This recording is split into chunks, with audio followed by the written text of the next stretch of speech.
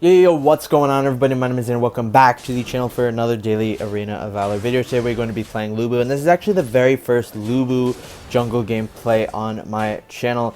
I'm valuing variety a lot. You know, you've seen me been playing Irie for the first time, Butterfly for the very first time in months, and today I'm going to be giving you guys Lubu. So honestly, it's not even that bad of a jungler. I think he actually might have a chance to be somewhat meta, and I'll be telling you guys how right here. You guys will actually just see for yourselves the raw power that Lubu jungle has with this Devil's Awakening rune. I explained in my last video how Devil's Awakening and the shield rune are just so strong, so dominant right now, and pretty much 90% of all heroes are actually going to be using those two sets just because of how they are right now. Until they get nerfed, you might as well just abuse them, and of course it is exactly what we're going to be doing with the Devil's Awakening right here. So first, let's get into this gameplay though. We're going to be starting on our blue buff, and nothing too particular about that. There's two ways you really want to be starting, either right next to the dragon or next to blue buff. Starting next to the dragon is very good because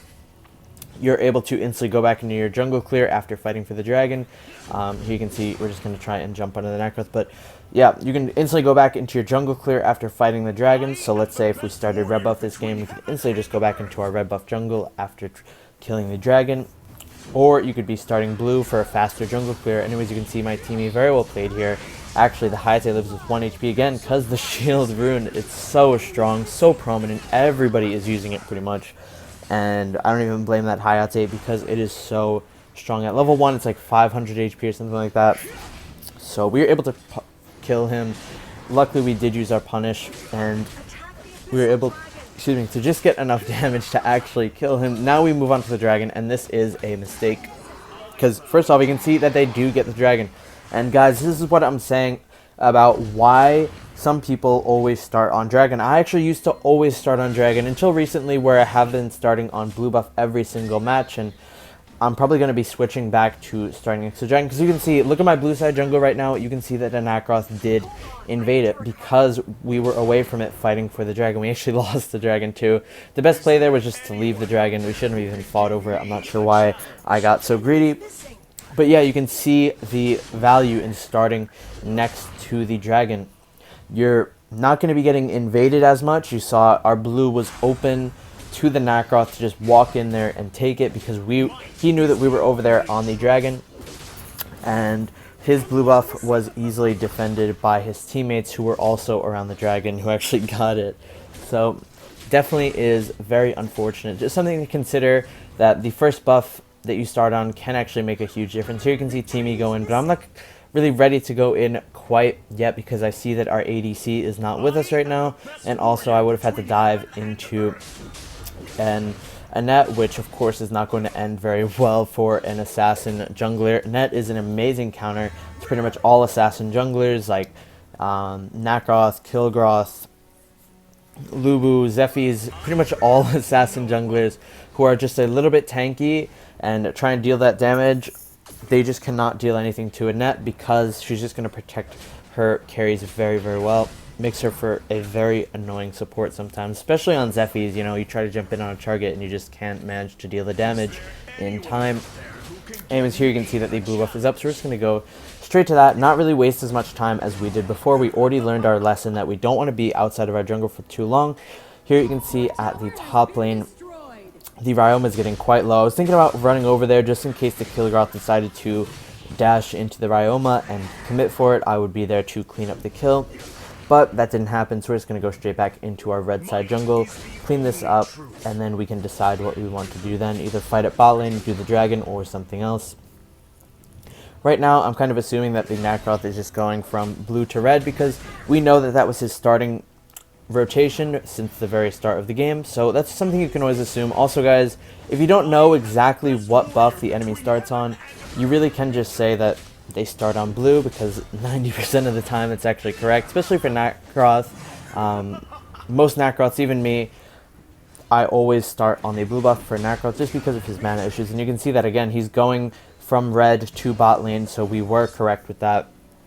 And you can see now he's running towards this fight, and of course I want to go in as well. I want to join in on this party, so I'm going to use all my knockups, then instantly use my ult to get it refreshed. Just going to be going crazy right now. You can see my HP is not even going down because of the ultimate. It is so strong, combined with all of our lifesteal. They just cannot really deal any damage. Just here you can see Nacroth actually misses his knockup. That's going to be very, very bad for him.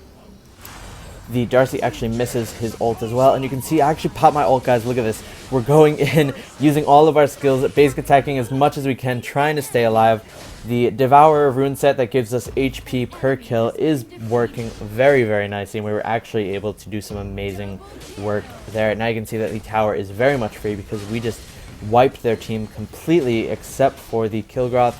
You can see Hayate is now up trying to defend this tower, but of course he can't, and you can see I kind of fail here, thinking that Lubu's dashes are actually longer than they are. Since I failed that, you saw that I held on to the third part of my dashes just to see if the Hayate wanted to jump onto me. I could just knock him up and try to escape. You saw me do something there, and that's actually something you can do very, very often because the cooldown of Lubu's ultimate is not very long. If you're low HP, you can just pop it, lifesteal, and go on with your day. Like there, I was thinking about invading the blue buff, but unfortunately they all respawned because we took time to take the tower. Maybe that's something I could have done better. Maybe I could have just ran straight to their blue buff instead of actually worrying about the tower. Yeah, but you saw I used my ultimate and just started basic attacking a small camp to get most of my HP back, which actually worked out very, very well. So we were able to escape there without much issues. And yeah, that's something that even, a lane Lubu can do. So very useful. Don't be afraid to use your ultimate if you do need to get that lifesteal. Going to get the last hit onto that dragon for some nice additional jungle stacks there. And now we're just waiting in the bush to see their next move again. You can kind of assume blue to red, the Nacroth, because we saw him at the blue buff when he was defending it. Kilgroth here. Looks like he doesn't have his ultimate because he's not using it. We're going to use all of our spells before proccing our ultimate. Of course, that's what you want to do with the Devil's Awakening. Now I can see that the Darcy and the Hayate over here are going to charge into them. Use my second skill onto the Hayate. We're able to get the kill, and now I want blood. I'm after this Darcy right now. Use my second skill. He flickers over the wall, but I am not done yet. I want to get this kill. He turns around trying to drop that dimensional atomic bomb, whatever you call it, and it actually ends up hitting us, but I don't care because that actually cost him his life. He turned around trying to get even more damage, and it did not work out for him. And again, look at this, 20-second cooldown on the ultimate, and we were able to regen all of our HP back except for the stupid tower shots because I was being greedy for the last hit gold. But you can see the idea there. You can just lifesteal so much HP with your ultimate, and it's already back for the next fight, as you can see. But actually, there is no fight there. They all run away because they know we're about to collapse. Now I'm looking to dive onto this top lane because I know that, again, blue to red, we just invaded the Nacroth's blue, so of course his red buff is going to be up next. Also, I wanted to push out this top tower, so very nicely, again, the ultimate, not even using it really on the heroes, mostly on jungle camps, and we are getting a lot of our HP back. The sustain on this hero is insane. The damage, the mobility. Actually, the mobility is kind of what lacks in Lubu. He doesn't have too much mobility, unfortunately. Even though, he has those 3 dashes, him moving around the map and moving around the jungle can be quite a hassle. He is particularly slow with that. That's something that I was actually thinking while playing Lubu, trying to get this video. I was thinking maybe you could actually use Hermes boots or something like that just to help out his super slow movement. And again, guys, look at this. Diving towers like it's nothing. Tanking a Hayate like it's nothing. And again, the Darcy just walking up here without getting the proper vision, and we were able to nuke him down to 1 HP without losing a single drop of our HP because, again, we do have all of the lifesteal. We have 2 lifesteal Arcana in this build, actually. We also have Soul Reaver, which is giving us HP, and pretty much just everything combined seriously adds up.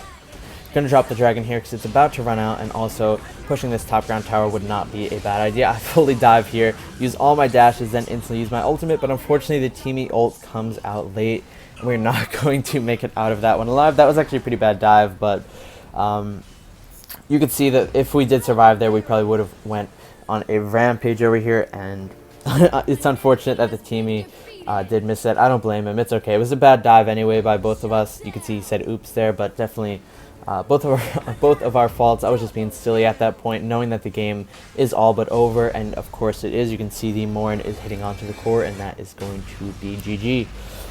So yeah, overall the Lubu jungle, I would say that the damage is very good. The defense, as long as you're not fighting, you know, outnumbered fights, you're letting other players go in first. Like you saw that Teamy would always engage first before me. You don't want to be starting the fights unless you're super ahead. And yeah, definitely the worst thing about Lubu is his low mobility. So if you could figure that out, then you're definitely golden. Anyways, I hope you guys learned something new. If you did learn something new, please consider subscribing by clicking the center button in your screen, and I would really appreciate that. Maybe join my streams every day, 5 p.m. Eastern, for about 5 to 6 hours a day. And yeah, I really hope you guys enjoyed the video, and I'll be coming out with an Arrow jungle tomorrow because he just got buffed, so I'm very happy to show you guys that. And I'll talk to you guys tonight in my live stream. Have a great rest of your day, everyone, and I'll talk to you all very soon. Peace.